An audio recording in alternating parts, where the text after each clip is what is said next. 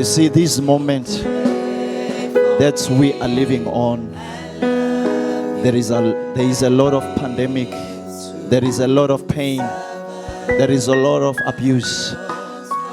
As you are going to see other videos, the testimony, people who have survived all the pandemics, the rape, the abuse, painful experiences. I want you to assure you, we are praying. There are people who are praying for you. There are people who have been through what you have gone through.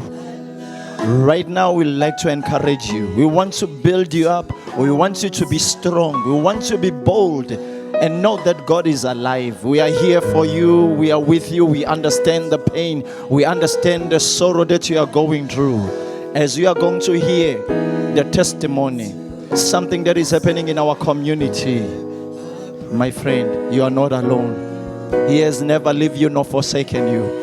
All things work together for the good, for those who are called for His purpose. Through this song, through this worship, we want to tell you that don't be afraid. We are praying for you. You are not alone. The words that we are speaking are not to harm you, are not to destroy you, but we want to encourage you today. Your life will be strong. You will survive this storm.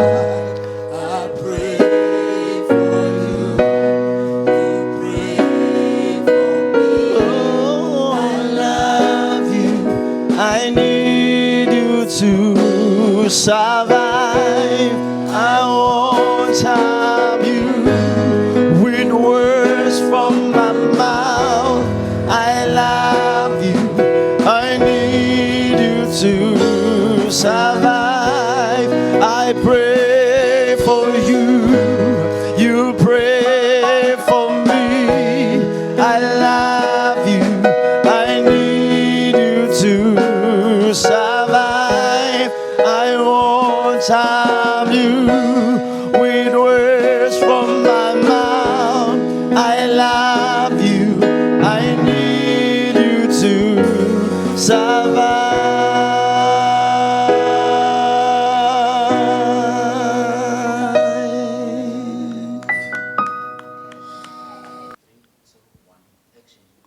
Greetings to South Africa and the whole world.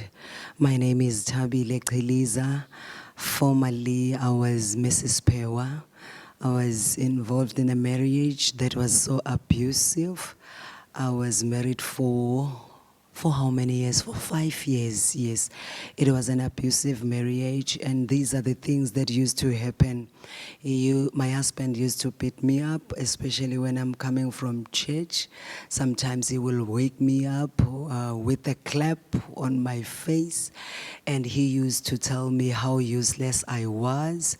And he used to tell me that I'm good for nothing. It was painful, and I thank God that I have a supporting structure on my side. I thank the support of my pastors. Yes, and the church that I am in, I've found my spiritual parents and the family. And up until we went through the divorce process, and the divorce process was so painful, I don't wish it for anybody, because there are stages that you go through in the process of divorce. Firstly, you feel as a failure, and nobody wants things to fail in their control. So the second thing that I've experienced is whereby I felt like I'm useless. I felt like I failed myself. The other thing that I experienced is a rejection. I felt like everybody's rejecting me.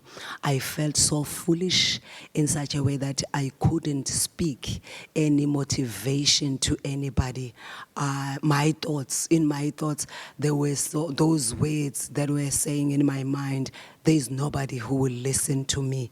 But I've realized that if the marriage, after you have tried everything and it leads to a stage whereby the divorce has to take place, I allowed it to take its course, because for us to reach there, it's because one night I woke up, he was having a knife over my head. And when I woke up, I got so scared. I realized that this man doesn't want me anymore in his life. And then I've surrendered and go for divorce. In everything that happened after, the things that were happening in my mind, I felt so lost. I felt so lonely. The suicidal thoughts came into my mind. And I thank God for the support of my pastors, Pastor Dr Suoane Msomi and Dr Thabisile Msomi. I'm so thankful. In a nutshell, yes, you can survive a divorce. But in all the things that happened, I've decided I decided that I will keep my heart pure so that I don't hate my former husband. Up until now, we are in good speaking terms because I decided to be sober about everything, releasing him like that. Thank you. Greetings to all. I am Pastor Shangase of Inanda Seventh-day Adventist Church. I'm deployed to the public as a field worker. My passion is in the psychosocial services. I used to work for an organization called Mt Zion Service Center. It's near Inanda Seminary School, where there is an organization which serves the older persons. They come to the center in the morning and go home in the afternoon. Here in the peri-urban areas, older persons, because of their good heart and their passion, they are taken advantage of. I've got 2 cases. The other has passed away, where her youngest son used to do drugs, and he was addicted to the drugs. And she made her mother to go to the loan sharks, the machonistas, to borrow the money to feed her habit. That young lady, we used to call social workers for her until she passed away. I think through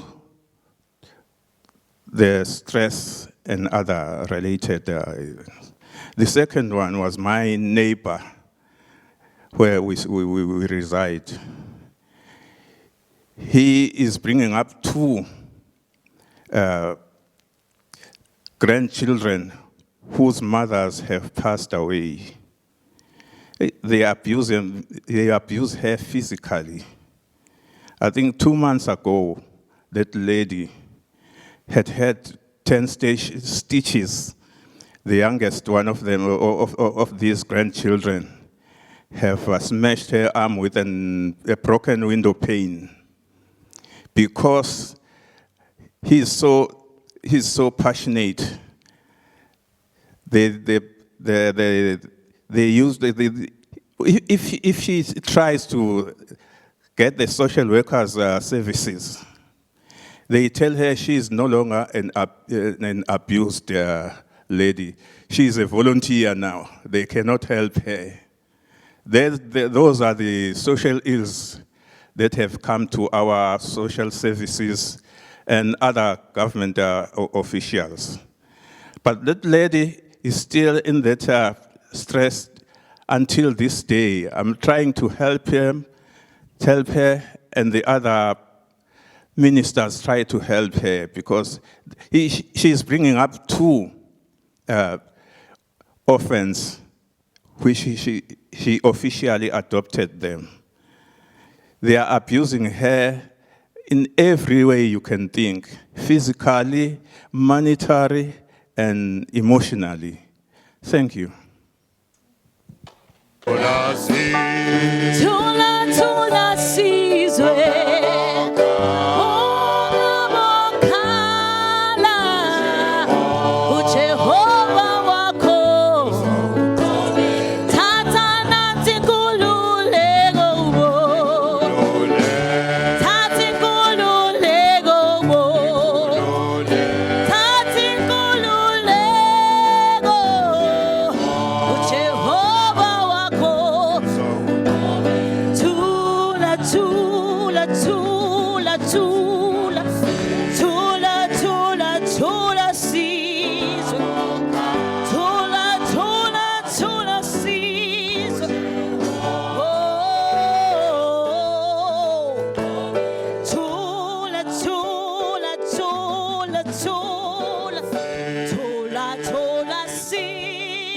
da